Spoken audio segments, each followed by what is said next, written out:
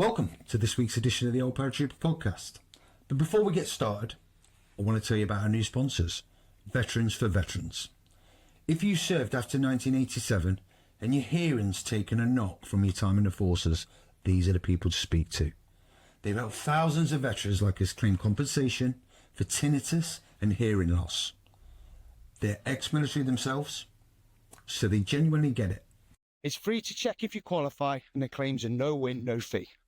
To get started, click the link in this video or visit veteransforveterans.co.uk.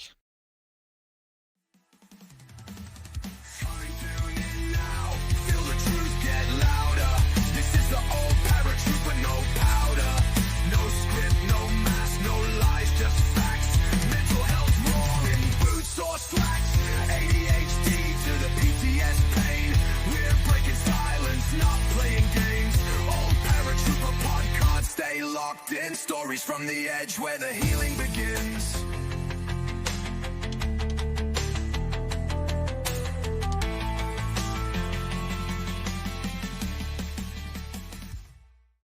Today's guest, proud to announce, British entrepreneur, former Dragon on Dragon's Den, and founder of the Yo Sushi Yo brand, Simon Woodroffe. It is, Simon, all right?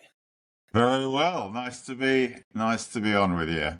No, thank you very much for taking the time. Like I always say, I appreciate it so much that people take the time to come on my podcast. It means a hell of a lot to me. So thank you for taking the time. What I like to do with all the podcasts is I like to start at the beginning, get a bit of a background about the guest, kind of where they grew up, and then ultimately down the kind of path that they took in life. Yeah. So over to you. Where did you grow up? What were you like as a kid, Simon? Good question.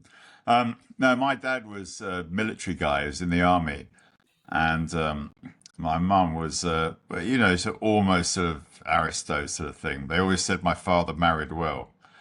Anyway, he was a colonel then and went on to become a brigadier. So you can imagine, president of the Indian Cavalry Association. And we grew up in Singapore as young children, certainly the formative years. And I think, that gave me a taste for Asia, which is where I am at the moment as I speak to you in north of Thailand, where I spend a lot of my time. And that was sort of in my bones, I suppose. And also because as children, being an army brat, we always traveled. So I didn't have that continuity of friendship that you get growing up in one place. Yeah. I had lots of different schools and lots of different changes. But that gave me an independence to be able to go off and do lots of things. And in my life, that's what I've done. I've chopped and changed and done lots of different things. And I suppose that's where it originally came from. And then I went to,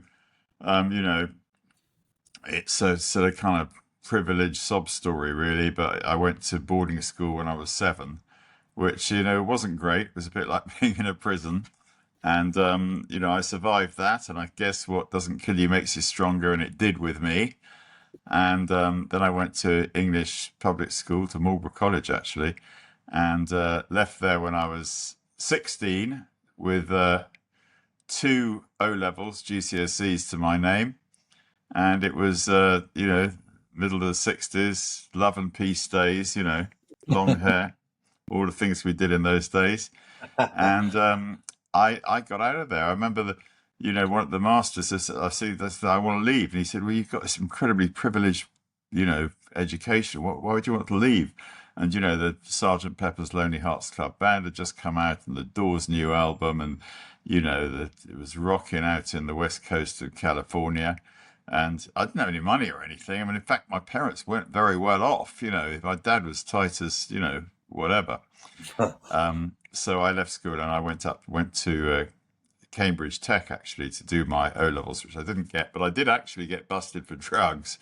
And I was made an example of and spent 3 months at Her Majesty's pleasure in a detention centre, some junior borstal thing, 8 weeks, a very long time.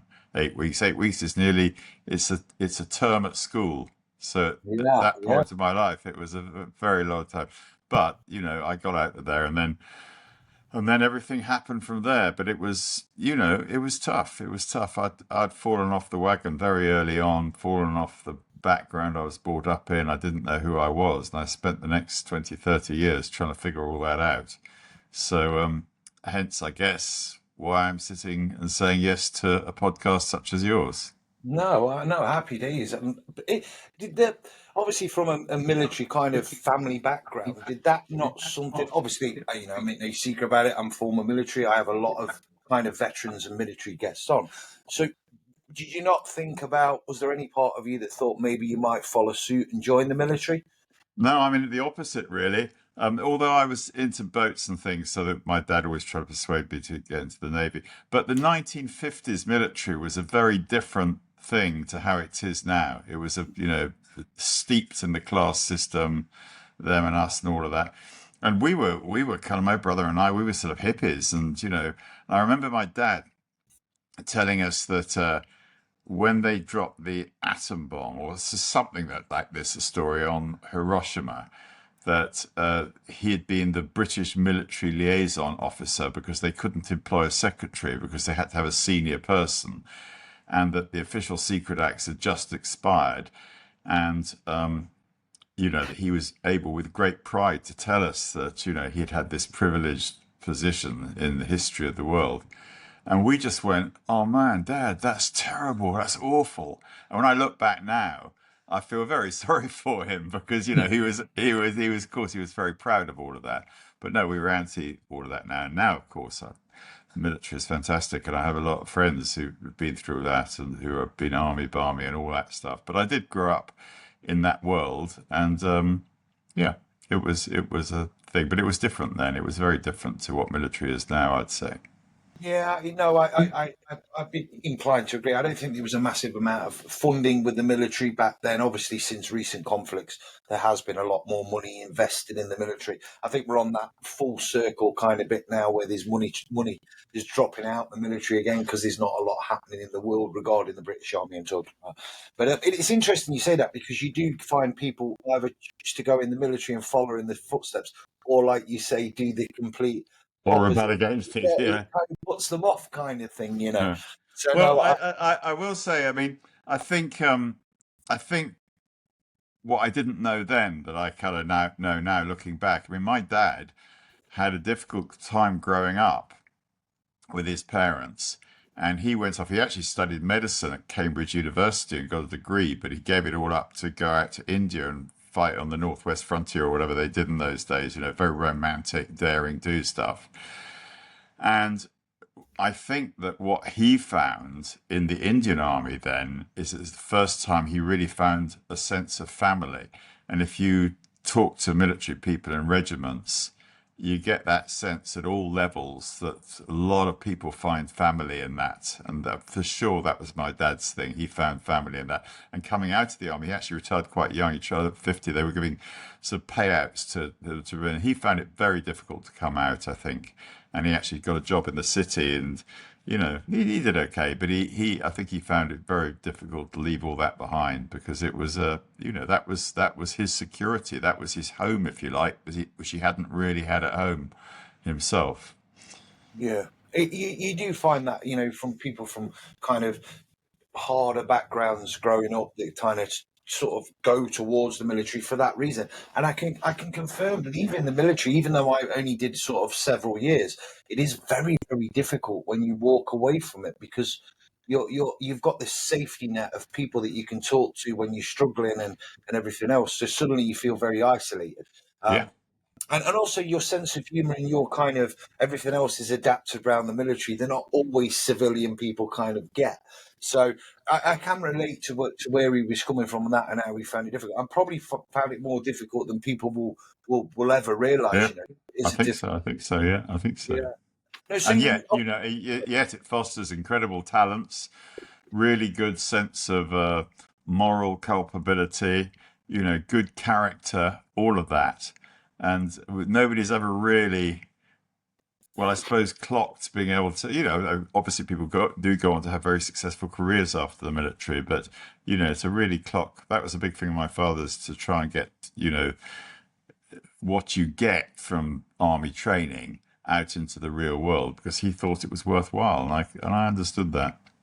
Yeah, it's a difficult one to get across. I'm a big believer that I think if most young people were to spend a little bit time in the military, they'd probably end up staying and really, really enjoy, what other professions, certainly in today's day and age where, things are hard financially and stuff for people to get on the housing market, and to travel and stuff. So, you're getting paid to live somewhere, you're getting food in your, and you get to I'm travel the laughing. world. Yeah, I'm laughing because you know, from the from a super liberal that I used to be, I think you're spot on. I think a military service. My wife here in Thailand, both her children went into military service. It did them a power of good, and I think military service is actually a fantastic thing to do. I totally advocate that now. But Yeah, no, and it's not for everyone. And there's been a lot of stuff. I don't go political on podcasts. I steer clear of it yeah, for yeah, various reasons. I'm all about positivity, not negativity. But I think we've got a generation now that are probably seeing, you know, we know what's happening with governments and investigations of British soldiers and stuff for a long time. So it feels a little bit like the government's perhaps not got the back of veterans. So now I can see why people wouldn't join up as well. Like on the flip side, there is that aspect. But yeah, it is what it is without getting political. So yeah, exactly. yeah, obviously I find it fascinating with a lot of people that go on to be entrepreneurs that they actually left school with kind of not a lot of qualifications. And I think it's a really great thing. I'm not saying that education is bad at all. Of course it's not. But I think there's a lot of focus on education and a lot of pressure on 15, 16-year-olds to kind of do really, really, really well at school because it's the be all and end all. It's going to be the end of your life as you know it if you don't succeed at school. And then you have people like your good self coming on, left school with very minimal qualifications, if you like, and have gone on to achieve incredible things. So, yeah, what's your take on the schooling system, if you don't mind me asking? Well, there you go. You get close to being political. I think that it is, along with a lot of things just at present, is going to radically change. And if I and you and everybody else did nothing at all, it's all going to radically change anyway. But I do think that the school of the future or education of the future this word that you hear a lot of the educators using now, which is EI, which is emotional intelligence, that actually learning to be better human beings and deal with issues, fear, jealousy, whatever they are, being taught with equal weight to reading, writing, and arithmetic, which also need to be taught. But because everything else, all the rest of it, we're going to have instant access to like that. So really producing good human beings. In Scandinavia, teachers have the same status as doctors, and they don't have that in the UK, for example.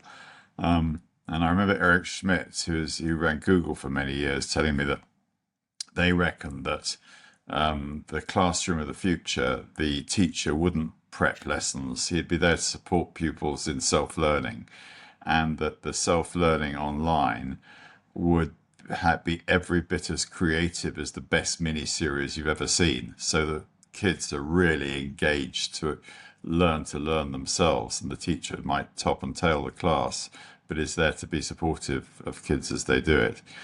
And I think something like that will happen, so that we get much more rounded people coming in, which, politically, eventually, the solution to all the problems of the West is education, and to invest money not for the next 4 years of whatever political party there is, but for the next 10 or 20 or 30 years that's the way to solve the problems of the future, or the problems we've got ourselves into, is to look much further ahead and to invest money in 10, 20, 30 years.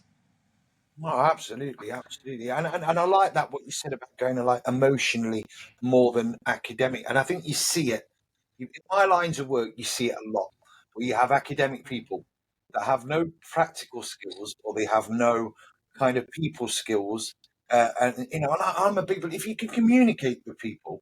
I believe that is way high up on the list of things to be able to talk to people, and that leads on to how you manage people, and how you come across. If you can get the best out of people by communicating, I think that's worth its weight in gold. So it's interesting what you said there, that you think it'll go down that I emotional. think so. I think so. I mean, I think I've had my success. I mean, you talked about, the pressure of kids to learn.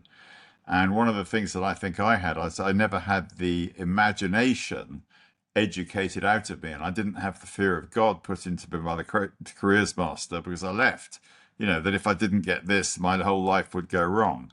So I came out fairly free, fairly free of, oh, okay, if I'm going to have a go at that, it'll probably work out. I didn't have that sort of terror educated in me. And I think that was, and then with that imagination came enthusiasm. So when I had an idea or wanted to do something, I'd get excited and enthusiastic about it.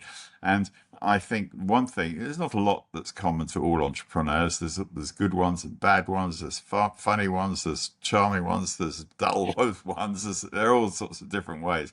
But I think to have the enthusiasm of having an idea and wanting to see it come to reality, and if you can, I made a lot of mistakes in my early days in business and everything. So I'm all for people who've been through hard times. On Dragon's Den, we always used to say, if we had somebody who came on who'd had a couple of failures, that was a plus, not a minus, because you don't learn from successes, you learn from things going wrong. And with a bit of luck, you're not going to make those mistakes again. Yeah, no, absolutely, absolutely, and it is. I kind of love your kind of philosophy around it. To be honest, I think it's brilliant. But moving back like a little bit, so obviously you've kind of left school and you decided to make a move, or you went into television and kind of stage production kind of stuff. Am I right in thinking? Yeah, no, I came out of that detention centre, went to live with my mum, and I remember going to. We lived in Essex, and I remember going to the little local newsagent, and I thought, okay, well, I'll have a go at this career business. And I bought a copy of Farmers Weekly because I'd worked on a farm, and I bought a copy of Motor Racing Today because I fancied that sounded good to me, and I bought a copy of the Stage newspaper, Stage and Television Today it was called, and nothing in Farmers Weekly or the back of Motorsport, but in the back of the Stage was an advert which said staff wanted professional, and it was paying 10 shillings a day, 50p a day, in London to be the stage manager at the little theatre club in the early days of Fringe Theatre. And I went and applied for the job, and I think the guy must have liked me because he gave me the job, and I was in my element. I had 2 faders of the lights to put up for this little theatre. It was a play called, it was a musical play, a 2-hander called Life is a Cell, and there's no way out of this cell called life. It was awful, but I loved it, and I loved watching the customers coming in, paying their money, and arranging the stage and helping with the whole thing, and that was where I got into shows. And from there I got a job at Richmond Theatre actually, and then at the Royal Court Theatre, and then rock and roll came along, and I went on the road as a roadie in the early days of rock shows, and that's actually what happened. And by that time I'd learned a bit about lighting, and eventually with a guy called Ricky Farr, who was a son of Tommy Farr, the boxer, way back then. And Ricky had been one of the guys who put the first Isle of Wight festival on, and he had a sound company, and I said I could get a lighting company together. He still had that imagination and stuff, and so we got some money out of Island Records, amazing, really.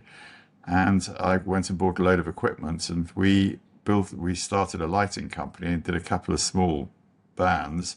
And then Ricky somehow or other got a Rod Stewart tour to do the sound, and I got to do the lighting for it, and it was a break. It was unbelievable. And actually what happened was that Billy Gaffers, Rod's manager, said, look, Rod wants this big white stage. Could you get that organised for us? And because I'd worked at Richmond Theatre and I'd driven the Richmond Theatre van, I knew where I could get all the staging and the drapes and this, that and the other.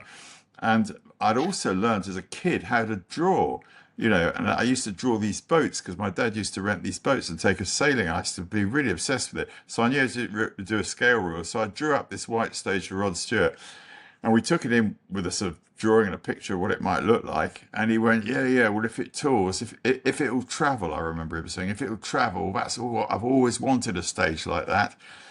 And a few weeks later, then we did it. I delivered it to rehearsal, and it went off around the world. I mean, lots of problems along the way, as you can imagine, in the very early days of staging. But a few weeks later, I was at some sort of dinner party I got invited to, and somebody said, "Well, what do you do for a living?"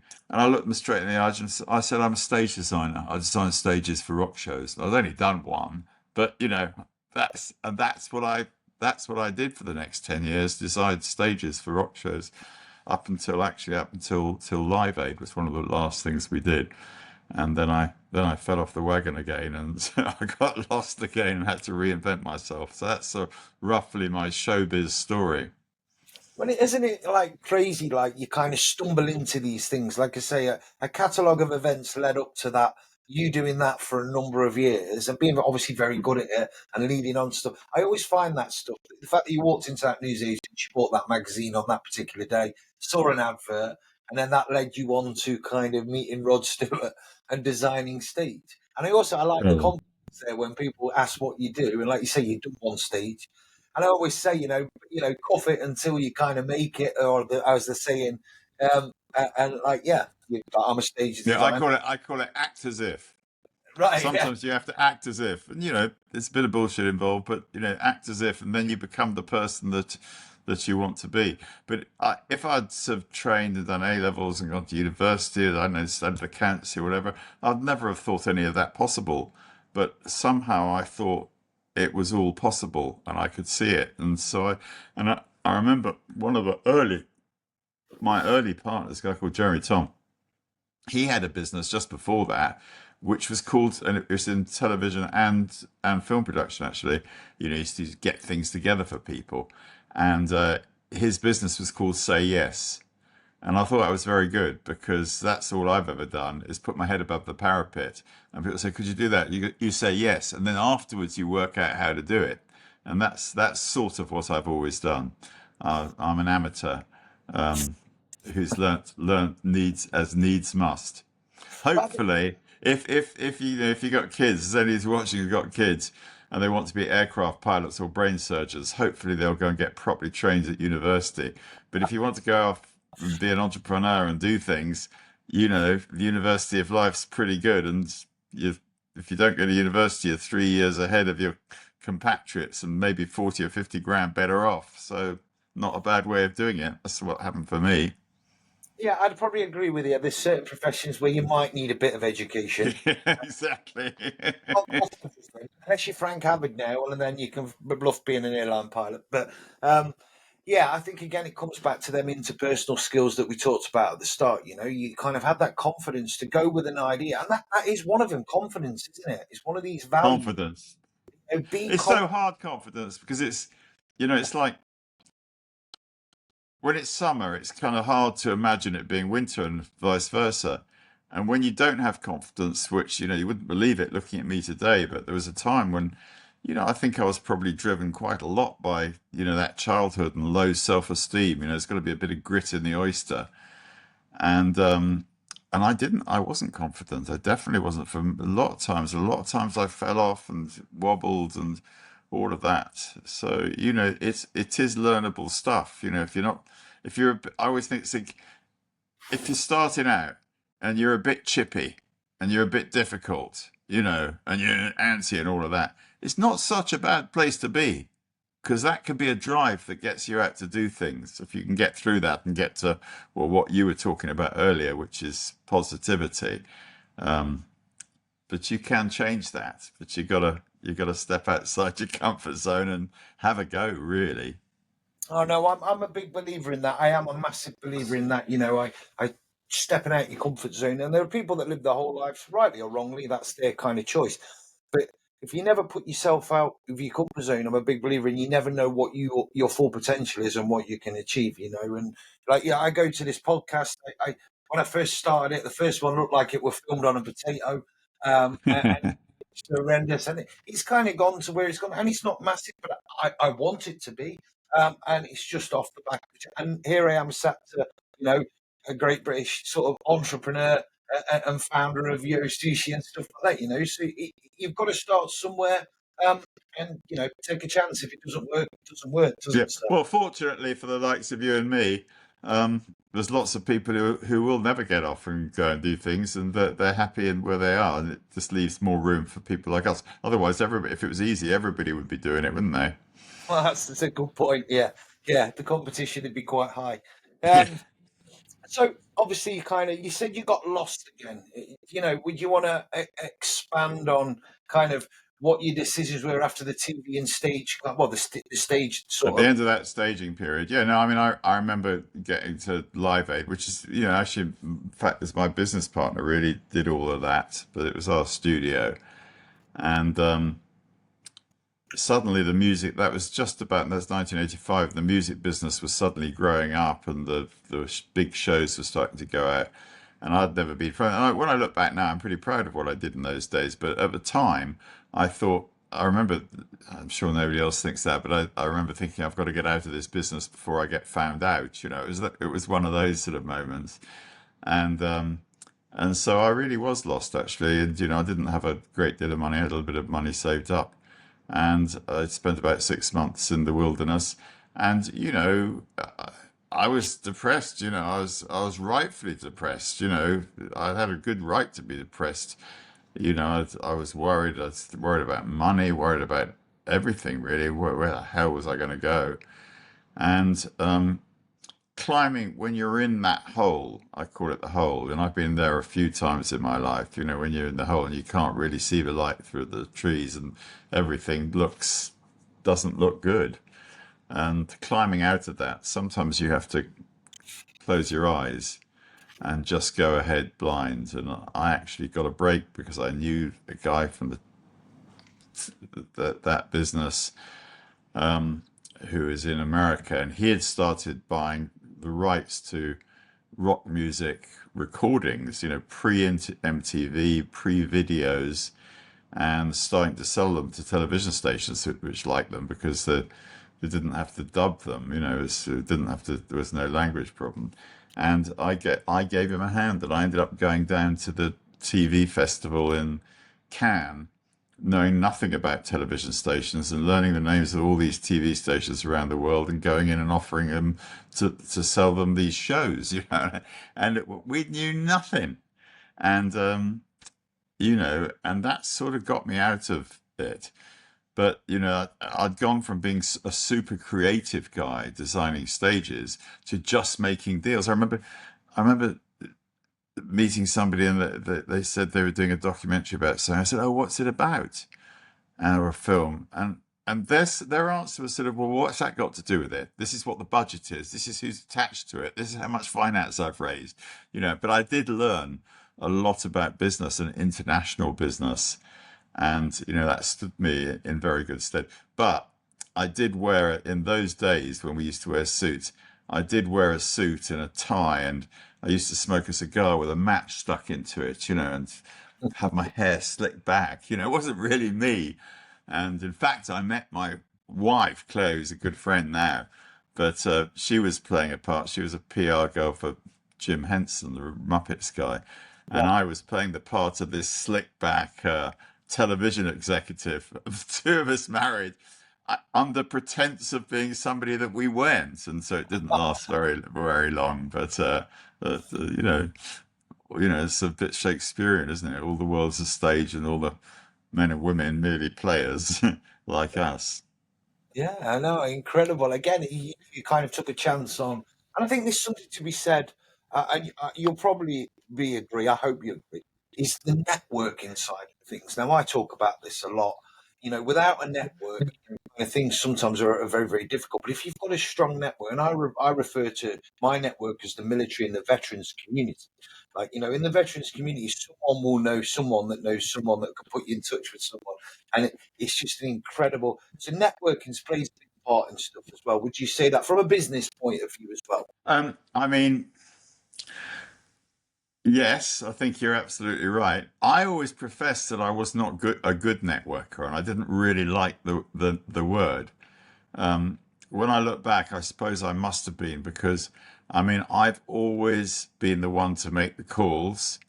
I've always made far more calls to other people than they make to me.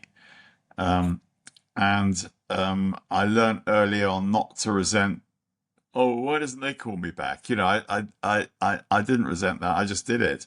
And people say that I'm really good at staying in touch and they really appreciate it.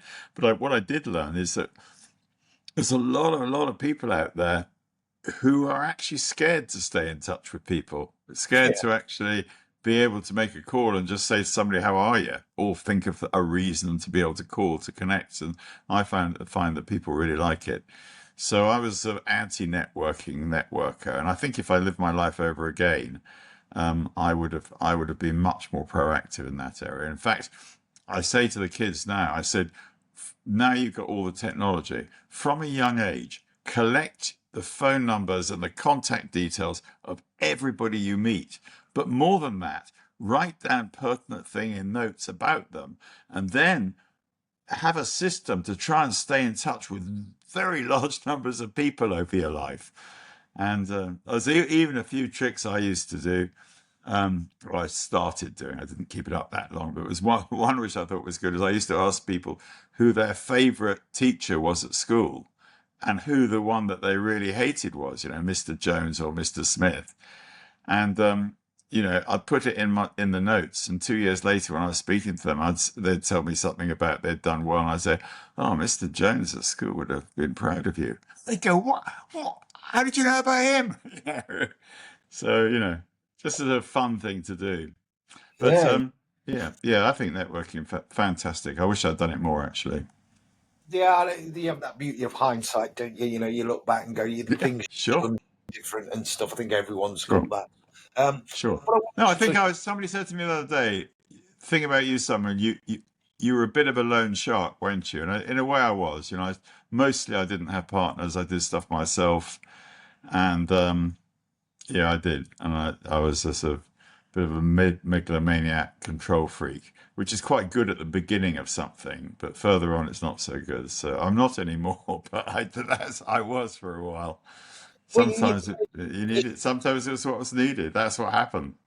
yeah, well, you're starting out, aren't you? You're kind of hungry and you want to succeed in kind of whatever it is you're doing. So, Sure. and I read a lot about business and people and stuff, and you kind of hear that there's some people in the business industry are not overly nice people, That's but true. they're massively successful because they're not scared to just if use you for their kind of means. And I'm not saying it's rightly or wrongly, but these people that get really, really successful and multi-millionaire billionaires and stuff like that, they're not always the nicest people because they're just not prepared to do whatever. Definitely, definitely, and sometimes you need to be.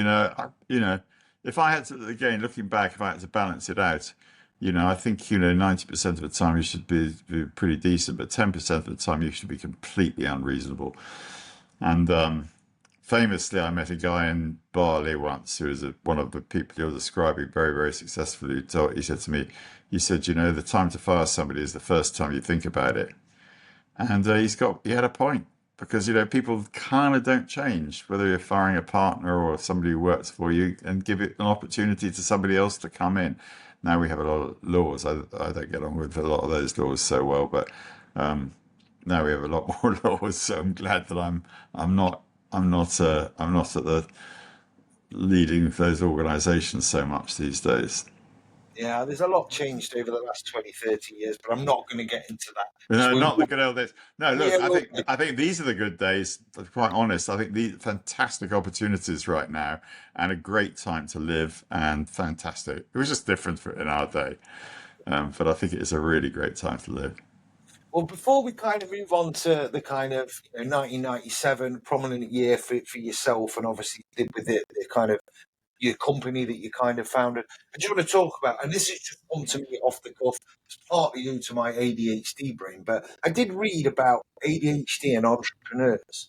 Is that something you would kind of you can relate to I'm not ADHD actually. I'm no, not. We did a TV show years ago called Mind of a Millionaire, a 3-part series of the BBC, which is where I met Duncan Bantown, lots of those entrepreneurs of my period, Richard Branson and all that, and you know a lot of them are what's the word, dyslexic, ADHD, and I'm neurodivergent. not. Yeah, I think dyslexic's really the word a lot of people would use about that, but I'm not. And but I have got the concentration. I can, if I'm really into something, I've got super concentration, absolutely focused, all of that. But otherwise, I'm bored. I want to move on to the next thing. But I think. Well, I'll just talk a little bit because I know you're interested in the sort of mental health aspect. I think I had a very overactive mind for much of my life, and I don't think I suffered from clinical depression, but I'd get upset about things really easily. I was super sensitive. I think now they call all of that mental illness. I think it's kind of being human being as well. And I was lucky that, it was kind of quite extreme with me. Egotism and me, and self-obsessed, and a bit of drugs and alcohol as well. So I did find life quite difficult a lot of the time, and I was thrown to my knees a few times by businesses failing, by a divorce, difficult divorce. I ended up in the Alcoholics Anonymous rooms for a period of time, and I went to a lot of those personal development courses of the 80s. Are you needy or succeedy?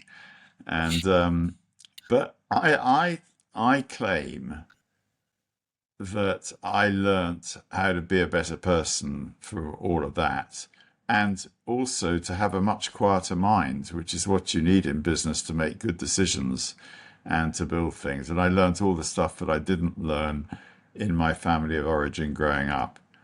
And I think that is good. And I think that now that, mental health, perhaps it's too extreme now that we say everything's mental health, but I think that it's the fact that it's out in the open now. What, 1 in 5 people in Britain claim they suffer from some sort of mental health. And there's a lot of people claiming benefits on it, all of this stuff. But, there is a good side to it, that people are able to talk about the difficulty of life, because, life is one of the great realizations of life is that life is difficult. And when you really realize that life is difficult, you stop complaining. And that's when you can take responsibility for yourself. And whatever anybody's ever done to me, bad things or whatever they are, I try to never pick up a resentment if I possibly can, because they're poisons that you drink hoping they'll die, but it doesn't really work that way. So I've learnt a lot, and as I got older, I've got a fairly peaceful mind now. Actually, my wife, who's Thai and is a bit of a Buddhist, she always says, "Don't think so much." And I think there's a lot of mileage in that, not to think and analyze, and that, paralysis by analysis and all of that. So I think less and try and do a bit more for other people as well. So no, there no, you go. That's my mental health. no, absolutely. Thank you very much for sharing. It's not always some people find it easier than others, and you're quite right there. It's okay. It's normal to be down and to be unhappy and to be sad at times. I do. I may get some criticism for saying this, but I agree with you what you're saying there. I think there seems to be a lot of people that kind of will blame mental health for a lot of things sometimes, when it's not always mental health. It's okay to have days where you feel unhappy, and life is a roller coaster of emotions. But from my angle, where I come from, is because of losing a lot of friends over the years due to suicide. Men of a certain age as well. It's linked with all sort of things. Obviously, in the veterans community, the emergency service community, it's kind of for PTSD and things like that. And again, many years ago, I was a bit like with PTSD. I don't understand it. I just want to, because it wouldn't necessarily affect me. I couldn't understand why it would affect them. Again, we're all different. But no, I do agree with you there that it is a big thing at the minute. And it can't hurt to talk about it. But I think it's establishing and getting that point across that it's not always a mental illness, or you're not always struggling with your mental health. You might just be having a bad day. And I think that is a very kind of good point that you brought up. You know. Yeah, it is what it is, and hopefully we can raise awareness and kind of keep it moving forward in a positive way. But thank you very much for sharing on that topic. Like I say, it's not easy for everyone, so nice one. Moving forward, obviously, I want to talk about kind of Yo Sushi, because believe it or not, I was 17 in 1997. I remember it's one in Nottingham, where I'm kind of from. I remember the chain of restaurants opening and everyone talking about them. It's like sushi coming past on sort of conveyor belt. So where did this idea come from? Where did you grow up? Did you say? I'm from Nottingham. I don't know what year the Okay. Yeah, we Birmingham we did first, and then Nottingham a little bit after that. Yeah. Where did the idea come from? I was you know, I was 43, I think, and I'd got divorced, and I was down on my luck, and I'd burnt a few bridges. I'd been in that television business for quite a long time, and I'd burnt a few bridges there, and I was lost again. And I determined that, to get out of that hole, I was going to go out and just go and talk to people, even people I was a bit nervous of seeing. And so I did that. That was a sort of form of networking. And one of them was a guy called Mr. Uehara, who worked for a big Japanese TV company, who produced, in fact, he had a show called Hit Studio Deluxe, which is a Japanese top of the pops in those days. Not a lot of people know that one. And I called him up and I said, look, I want some advice. And, asking advice is always good with people. And he's a bit, and he actually invited me out to a Japanese restaurant in Berkeley Square. And we sat down and having lunch. And I said, what about sushi? I, lived in Los Angeles a bit, and the sushi was big over there. And I said, what about sushi? Do you think we could bring it over here? And there was this long Japanese silence, and I waited till the silence ended. And he said, what you should do, Simon, is, this is before the internet or anything like that, is a conveyor belt sushi bar with girls in black PVC miniskirts, were his exact words, which I think is his version of a sort of make it stylish or cutting edge. And I went away and researched that, and I opened Yo Sushi 2 years later. That's what actually happened. Did you expect it to kind of go the way it did, with kind of popularity and stuff? Well, I thought it was different, and I thought I did a good job. I was going to open at the end of 1 year. If I'd opened at the end of 1 year, I'd have opened a typical sort of, in Japan, these conveyor belt sushi bars are a bit like sort of, happy eaters on the side of an A road. And I'd have opened one of those, and I lost my deal at the end of 1 year. And in the second year, all the things happened that made Yo Sushi a big deal when we opened. The conveyor belts, and we had robotic drinks trolleys, and the crews were all shouting. Yeah, it was pretty. It was showbiz. It was showbiz. So I had a sneaking suspicion that something might happen. And the first 2 weeks, nobody came. And the second Saturday, somebody came down and said, you've got to come and have a look at this. And I came up. They had no money for publicity, really. We just opened in Soho, and there was a queue down the block. There was a queue nearly 100 yards long. I mean, it was really unbelievable. And it was like, whoa. And as you can imagine, that's when the problems actually started, because as soon as you're doing well, everybody wants to get in on the action. But I was so far in debt at that point, with the queue down the road, and I didn't have any money to pay it. Nobody knew that I didn't have the money to pay it. They all thought I was going. Actually, I'd got 3 Japanese sponsors. Sony had given me some cheap tellies to put Japanese TV on. Honda had lent me one motorbike, and All Nippon Airlines upgraded me once when I went to Japan.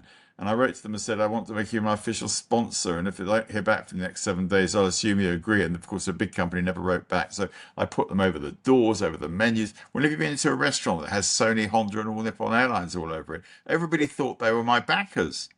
I mean, everybody thought it was a big deal. I didn't plan it that way. But when I came to try and get extended credit, so I didn't have to get any, because I couldn't get any more money in, or I could, once we had the queue, I could. The investors were queuing up, but they wanted to take up my equity. Anyway, as a result of that, I ended up owning 90% of the company in that first year. And that was a very, very good thing to happen, because it meant we could expand fast, and we were taking money, and we could expand out of cash. And then we made some mistakes, so we got into all sorts of trouble. But at the beginning, that was a really good way to do it. So I could make all the decisions, and we could move fast rather than having to do things by committee. Yeah, I think that, like you said as well, you know, you didn't have the luxury of social media. Well, you did to a certain extent, not like now, where you're able to kind of, because social media is just basically your way of advertising, isn't it? Let's be honest. And if you've not got that, which, you know, it's hard to get the word out. Obviously, it was massive. You kind of still have part of it now, or still involved? Or... It's still word of mouth. I mean, I say word of mouth is the best advertising of all. And word of mouth, whether it's on Instagram or by somebody going around to their mate and saying, "Have you heard about this place? You know, let's go there on Saturday." You know, it's still word of mouth, and there's different ways of doing it. But, you know, I still stand by what I've always said, which is, to some extent, throw away the marketing budget and spend any money you've got, if you're starting up, on doing something that's extraordinary that people want to talk about. You know, so I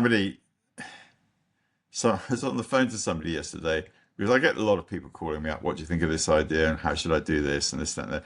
And they said that they wanted to do a golf driving range where for people who didn't play golf, where you hit at moving targets.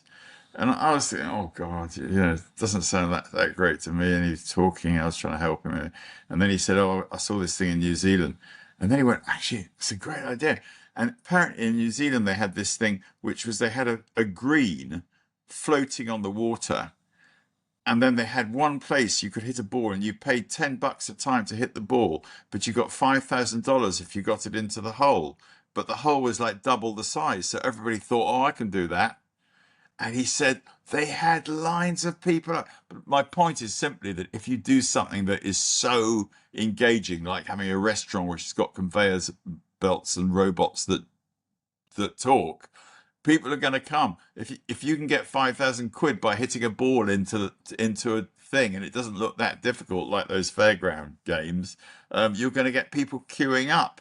You know, you've got to do things that everybody wants to do, because otherwise you open the door and you're never quite sure. It's a really good restaurant because our recipe is really good. You know, recipe's got to be great for everything, but it's got to be a bit of what I call the zizz in showbiz, that people go, oh, I want to do that.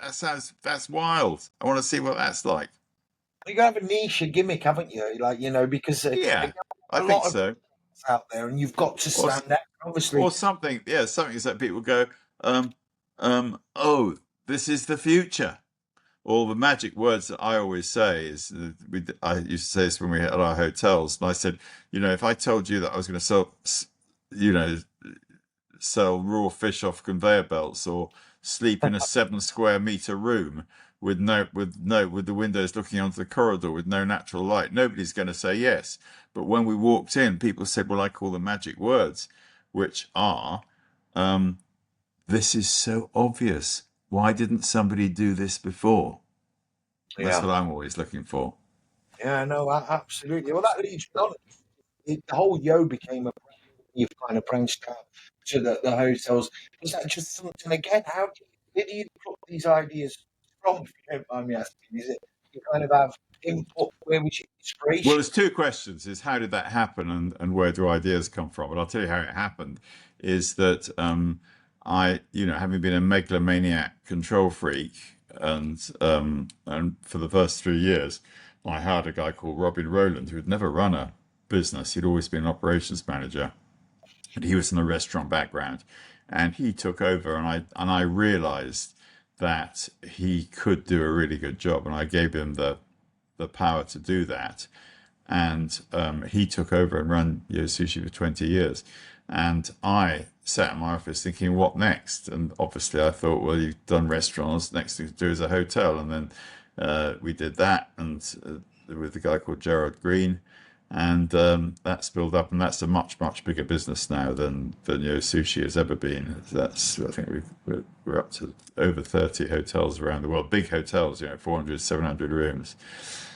And that's run by a guy called Hubert Verriot now, and that has been very successful. And I tried lots of other things. I had a publishing company. I had a fashion company called Yo Japan. We had Yo this, that, and the other.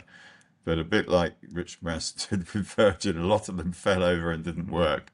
But those two have done, and we've got a few in development now. We've got Yo Home, which is a famous one that's yet to get off the ground. We'll see what happens with it all. No, it's fantastic. It's like I say, you kind of people don't know about a lot of the failures because people tend to talk massively about them because they sort of gauge on the success. Yeah. A couple of things I just want to touch on to finish off. Obviously, I know we're getting quite close to the hour point. Dragon's Den, first season of Dragon's Den. Just what did you make of that experience? Because obviously Dragon's Den's a massive program. With the kind of people that's been on there. You were on there for the first season or part. I was the original Dragon, yeah, first season. No, Exactly. I mean I was very lucky actually because I got asked early on to be on Dragon's Den, and I'd only just made a little bit of money, and I thought, I'm not going to go on TV and spend all that money. I'm going to hang on to it. So I turned them down. And then all the people in my little world network, or whatever you call it, were talking about this new show that the BBC were doing, and Peter was on it, and Duncan Bantine, for example, who's my friend. And I thought, oh my God, I've missed an opportunity here. I've really screwed this up. And then I got a call from the BBC, and they said, we've just done a pilot, and one of the dragons didn't work out, and you're the one that we want. Would you reconsider? And I said, step this way. And so I got back in that way. And so I didn't do the pilot, but I was on the first series, and it was, it was really, really good for me. It introduced me to a whole nother world. And of course, two things. One is I'd been on Dragon's Den. Two is my office and my home was a houseboat on the Thames. And I suppose I was a bit of a character. So, a lot of doors opened. That's what happened after Dragon's Den. A lot of doors opened, and actually I'd started doing a bit of public speaking, telling the stories a bit like I'm telling it now, to sort of corporate events and getting paid, lots of money for it. It was great.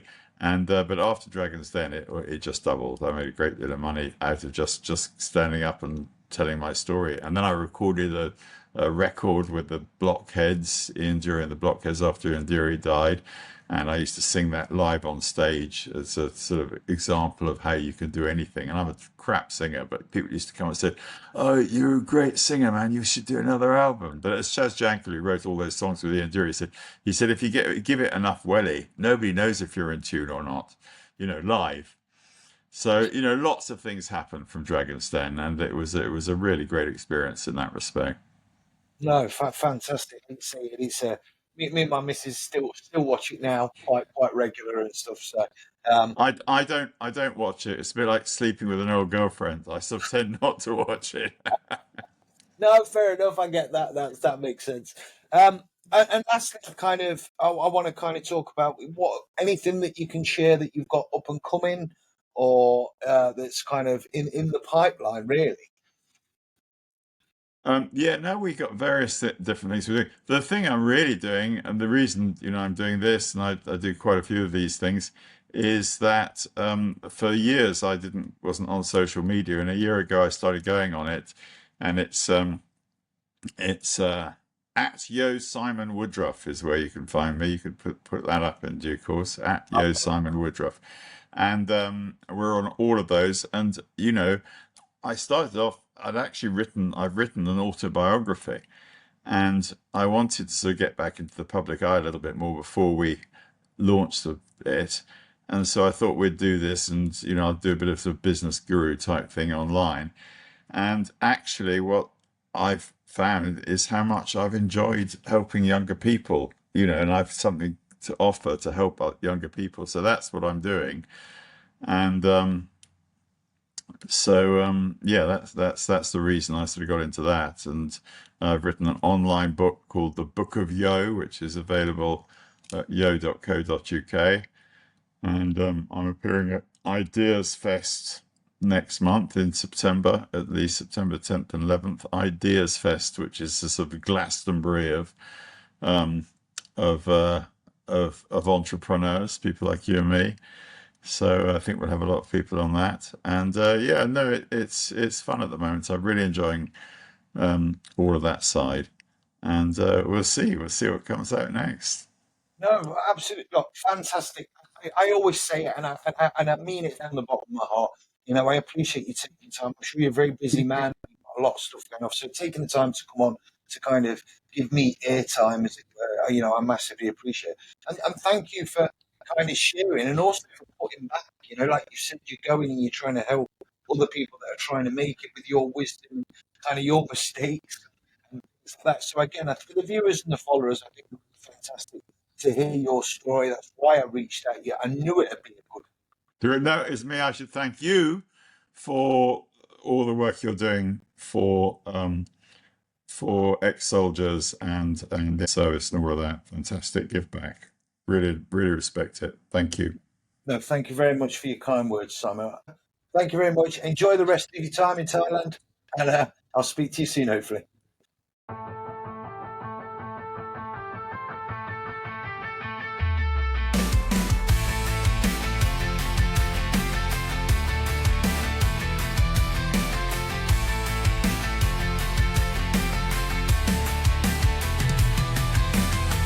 Hit the ground, no sound but the wind jumped out the sky where the real work begins. Iraq heat, cold steel on the front line, security tight, walking edge of a landmine. Somali seas, deck slick with the salt, eyes sharp, never blink, never halt. Surveillance in the mist, eyes on the prize. UK streets to foreign skies, from fire calls to bare knuckle rings, still fighting demons that memory brings. Oh, Kevin, tune in now, feel the truth get louder. This is the old paratrooper, no powder, no script, no mask, no lies, just facts. Mental health raw in boots or slacks, ADHD to the PTS pain. We're breaking silence, not playing games. Old paratrooper podcast, stay locked in. Stories from the edge where the healing begins.